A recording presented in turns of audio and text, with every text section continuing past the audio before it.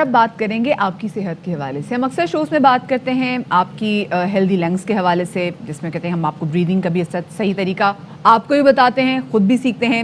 Healthy heart کیا ہوتا ہے ہم اس حوالے سے بات کرتے ہیں, لیکن ایک آرگن کے حوالے سے آج ہمیں بات کرنی ہے. اگر یہ ہیلدی نہیں ہوا تو ہمارے باڈی کا کوئی بھی آرگن صحیح طریقے سے کام نہیں کرے گا. ہم بات کریں جناب پیار سے ہم لوگوں کو کیوں بلاتے ہیں شبات کہ وہ میرے جگر کے ٹکڑے, اس کی اہمیت بتا رہے تھے کہ اس کی اہمیت کتنی زیادہ ہے. تو آج ہم جگر کے ٹکڑے کی بات تو نہیں کریں گے, لیکن پورے کے پورے جگر کی بات کریں گے, کیونکہ اگر آپ کا جگر ہیلدی نہیں ہے تو آف کورس آپ ہیلدی نہیں ہیں.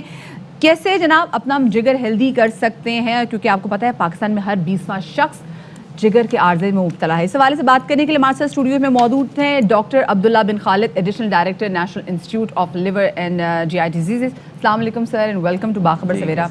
سر سب سے پہلے تو یہ بتائیں ہیلدی لیور ہوتا کیا ہے اور کیسے فنکشن کرتا ہے؟ بیسکلی ہیلدی لیور ایک, جیسے کہ آپ نے ابھی بتایا, لیور ایک بہت ہی پائیوٹل رول پلے کرتا ہے باڈی کے فنکشنز میں. جتنا بھی کاربوہائیڈریٹ, پروٹینز اینڈ فیٹس کی جو پروسیسنگ ہے وہ ساری کی ساری لیور کے ہاتھ میں ہے. اگر لیور ڈیزیز ہے اور آدمی کھا بھی رہا ہے, پی بھی رہا ہے, لیکن وہ جو جس طرح سے کہتے ہیں عام طور پر کہ جی باڈی کو لگ نہیں رہا, ان فیکٹ وہ ڈیٹریمنٹل ہو جاتا ہے, بجائے باڈی اینابولک میٹابولزم کے کیٹابولک میٹابولزم میں چلی جاتی ہے کہ وہ جسم کے سیلز کا ٹوٹنا شروع ہو جاتا ہے. اس واسطے بہت ضروری ہے کہ ہم ان چیزوں کو دیکھیں کہ جن چیزوں سے لیور میں ڈیزیز ہو رہی ہے. کامنسٹ چیزیں ہیپاٹائٹس ہے, جس کا نام اکثر لوگوں نے سنا ہوگا, اور اس ہیپاٹائٹس میں بھی hepatitis A, B, C, D, E, common hepatitis یہ 4-5 ہوتے ہیں. لیکن ہیپاٹائٹس کی بھی تو وجوہات ہوتی ہیں. یقیناً میں اسی پر آنا چاہ رہا تھا. ہیپاٹائٹس اے اور ای جو یہ پھیلتا ہے جیسے ہم بھی تھوڑی دیر پہلے بات کر رہے تھے کہ گندے پانی کی کنزمپشن سے. تھوڑا سا بھی پانی گندا ہو اور وہ اچھے پانی کے ساتھ مل جائے تو انسان کو ہیپاٹائٹس اے اور ای ہو جاتا ہے. فارچونیٹلی ہیپاٹائٹس اے اور ای لانگ ٹرم سیکویلیں نہیں دیتے, سوائے پریگننٹ خواتین کے, جن میں اگر ہیپاٹائٹس ای ہو تو کبھی کبھی وہ جان لیوا بھی ثابت ہو سکتا ہے. اس لیے بہت ہی امپورٹنٹ ہے ہائیجین کو اچھا رکھنا. اور رہی بات ہیپاٹائٹس بی اور سی, یہ پھیلتا ہے گندے خون سے, گندی سرنجز سے. ہم نے ہمارے معاشرے میں اکثر ناک اور کان چھیدوائے جاتے ہیں, تو ناک اور کان جناب وہ چھیدنے والا آیا اور اس کے انسٹرومنٹس تو کسی کو معلوم نہیں ہے, اسی انسٹرومنٹس کو وہ ہر ایک کو چھیدتا چلا گیا اور وہ ہیپاٹائٹس بی اور سی کو ٹرانسمٹ کا ذریعہ. ڈاکٹر کے پاس بھی تو چلے جائیں, نائی کے پاس بھی چلے جائیں, بالکل, جی نائی کے پاس, اسی طرح بہت سارے عطائی ڈاکٹرز ہیں. انفیکٹ ہمارا ایک دفعہ گاؤں میں جانا ہوا تو ہم نے کیا دیکھا کہ وہ سرنج ہے, اس نے اس کو بوائلڈ پانی میں ڈالا ہوا ہے, عطائی ڈاکٹر تھا, اور وہ جو بھی ہے اس نے اسی سرنج سے ہر ایک کو انجیکشن لگا دینا ہے. تو وہ ایک سرنج اس نے ابلے ہوئے پانی میں ڈالا تھا, مطلب اپنی طرف سے اس نے اتمام میں حجت کیا ہوا ہے, لیکن ہوتا کچھ نہیں ہے اس سے. بس جناب وہ تو اچھا. اب یہاں پہ سر اب کچھ بات کرتے ہیں, جیسے آپ نے عطائیوں کا نام لیا تو کچھ کویکس کی بات کرتے ہیں اور کچھ متھ کی, لوکل متھس کی بات کرتے ہیں. جگر کی گرمی کیا بلا ہوتی ہے؟ یہ ہمارے پاس بھی پیشنٹس آتے ہیں اور یہی کہہ کے کہ جی ڈاکٹر صاحب ہمیں جگر کی گرمی ہو گئی, ہمیں یہ ہو گیا, وہ ہو گیا. جس کو سکن پہ ریشز ہوتے ہیں وہ کہتے ہیں جگر کی گرمی ہو گئی. ان فیکٹ پورے top to bottom, from here سے لے کر ٹو نیلز تک کوئی بھی پرابلم ہو تو وہ کہتے ہیں جی جگر ہمارا خون نہیں بنا رہا اور جگر کی گرمی ہو گئی.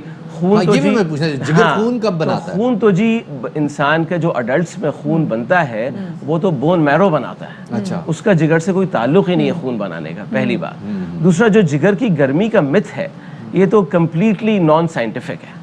اس پہ تو ہم نے لیور پڑھتے پڑھتے عمر گزر گئی, لیکن ہمیں آج تک یہ لیور کی گرمی کا سائنٹیفک ریشنل سمجھ میں نہیں آیا کہ یہ چیز کیا ہے. ہم جاتے ہیں میڈیسن شاپ میں, شیلف کے شیلف بھرے ہوئے ہیں جگر کی گرمی ریموو کرنے کے شربتوں سے, اور ایک بڑی عوام اس سے فائدہ اٹھا رہی ہے. وہ لوگوں کو بیچارے لوگ, ہماری عوام بھی بیچاری وہ بیوقوف بن رہی ہے کہ جی وہ جگر کی گرمی دور ہوگی تو فلاں چیز صحیح ہو جائے گی, تو ریش صحیح ہو جائیں گے, تو اور بہت سارے فنکشنز کام کرنے لگ جائیں گے. اور صرف اس بنیاد پر وہ میڈیکیشنز دی جا رہی ہیں معاشرے میں جن میڈیکیشنز کا کوئی سائنٹیفک ریشنل نہیں ہے. فیٹی لیور کے حوالے سے بھی بتائے گا, اکثر ہم فیٹی لیور کے حوالے سے کیونکہ ہم اکثر ایسی ڈائٹ کرتے ہیں جس کی وجہ سے ہم فیٹی لیور میں مبتلا ہو جاتے ہیں.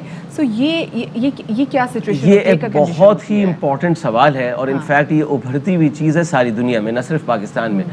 فیٹی لیور دو وجوہات سے ہوتا ہے, ایک الکوہول کی کنزمپشن سے, اور ایک فیٹی لیور جو اس وقت ساری دنیا میں پیک پر آہستہ آہستہ آتا چلا جا رہا ہے, چونکہ وائرل ہیپاٹائٹس ختم ہو رہا ہے, اس کی بہت ہی مؤثر دوائیں آ گئی ہیں, لیکن یہ پیک کر رہا ہے. اور اس کی دو بڑی وجوہات non alcoholic fatty liver disease کی, ایک اوبیسٹی ہے جو سیڈنٹری لائف اسٹائل سے, فاسٹ فوڈ کی بہت زیادہ کنزمپشن سے ہوتا ہے, اور ڈائبٹیز میلائٹس سے ہوتا ہے. تو یہ تو بچوں کو بہت فیٹی لیور ہوگا, کیونکہ بچے تو رہتے ہی فاسٹ فوڈ پہ ہیں, برگر کھانا ہے اور میٹھی ہر چیز کھانی ہے, آئس کریم کھانی ہے, ٹافیاں کھانی ہے, تو ایم شور. ان فیکٹ ہماری ایک اسٹڈی ہوئی تھی, ہم نے ایک ریسرچ کی تھی ہمارے کولیگز نے, ان میں یہ دیکھا کہ جو لوگ اسکرین کے سامنے, جو بچے اسکرین کے سامنے زیادہ ٹائم گزارتے ہیں, تو وہ اسکرین کے سامنے ان کا کئی گھنٹے گزرتے ہیں, چاہے وہ موبائل کی اسکرین ہو, چاہے وہ ٹی وی کی اسکرین ہو, اور وہیں بیٹھے بیٹھے جناب وہ فاسٹ فوڈ کھاتے رہتے ہیں. ان میں سے اکثر کو فیٹی لیور تھا بچپن ہی میں.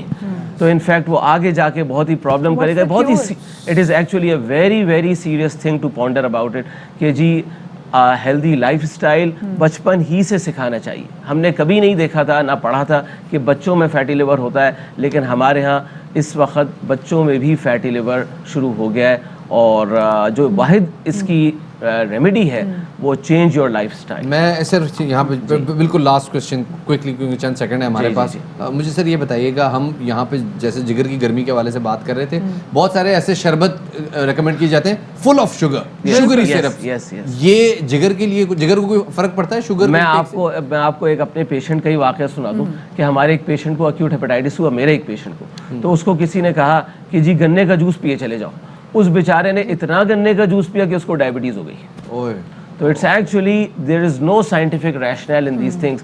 ہمارے نیوٹریشن کے بارے میں بڑا پرہیز ہوتا ہے کہ جی جس کو لیور کی ڈیزیز ہے اس کو یہ نہیں کھلاؤ, وہ نہیں کھلاؤ, اس کو بیچارے کو ابلے ہوئے کھانے پہ رکھ دیتے ہیں, انڈے نہ کھلاؤ, وہ نہ کھلاؤ, اوس میں بھیگی ہوئی مولی, یہ بھی بڑا, وہ جناب یہ بھی ایک بڑا آزمودہ ٹوٹکا ہے. اور ہم نے دیکھا ہے ہم ایسے پیشنٹس میں بیچارے اتنے میل نرشڈ ہو جاتے ہیں کہ وہ لیور ڈیزیز تو ان کو کچھ نہیں کرتی, ان کو نرشمنٹ میل نیوٹریشن کی وجہ سے ان کو کمپلیکیشن. یہ بڑی زبردست ڈاکٹر صاحب نے بات کی. تو آپ نے گنے کے جوس کے حوالے سے بات کی, بالکل صحیح کی. اکثر کوئی جگر سے ریلیٹڈ کوئی بھی بیماری ہو, آپ کو ٹائیفائڈ ہو, آپ کو ہیپیٹائٹس ہو جائے, تو لوگ کہتے ہیں جی آپ گنے کا جوس پئیں, آپ میں جان بھی آئے گی, اور جگر آپ کا. بہت شکریہ جی, ڈاکٹر صاحب ہمارے ساتھ موجود تھے. تو آج ڈاکٹر صاحب نے بتا دیا جناب کہ بلا وجہ خود کے ڈاکٹر نہ بنے, اور ایسی چیزیں جو کہ ڈاکٹرز جس کو نہیں پرسکرائب کرتے, سوری جو آپ کو نہیں بتاتے, وہ مت کیجیے گا. Fly with PIA and save gold. Register now. Scan QR code and register yourself to get gold and loyalty benefits. Powered by ARY Sahulat Wallet.